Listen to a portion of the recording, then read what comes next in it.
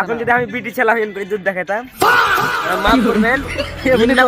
কিন্তু আমিনুর সবাইকে roast video করে, কিন্তু আমিনুরের এড়ে ঢুকিয়েছে। এড়ে দেখবা লুক, এই দেখো এড়ে ভোট দিয়ে চুল কয়টাকে দেখো, এড়ে ঢুকিয়েছে।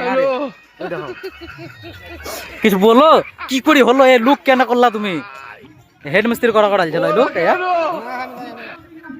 খালা এলো, বাড়ি এলো, খানিক আলহামদুলিল্লাহ সুরা গিলা দিলে শুনলাম, ধরিয়ে এমনি করে চিপিয়ে একবারে কাছে চালাই দিলেন। একবারে কি কর দিলে, একবারে ইয়ারে ভোট দিলে, বেকার কর দিলে। খুব দুঃখ লাগছে ভাই। 6 মাসের চুল, বেচারা 6 মাস ধরে চুল খানিক বড় কর দিয়েছে।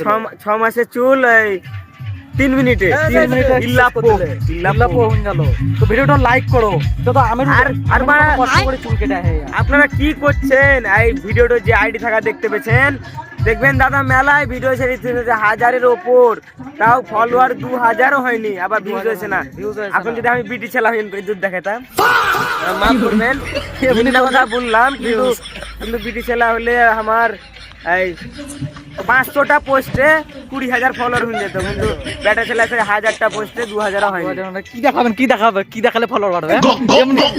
এমনি করতে হবে, বিটি ছেলেরা এমনি করছে তো ওদের ফলোয়ার, এমনি করলে একবারে ফলোয়ার বেড়ে যায়। আমাদের বাড়ে না, আমরা কি দেখাবো নাকি এগুলা? তো শালা বহুত নীচ রাগ করেন না, তবে দাদাকে ফলো করে দিয়ে আমাদেরকে।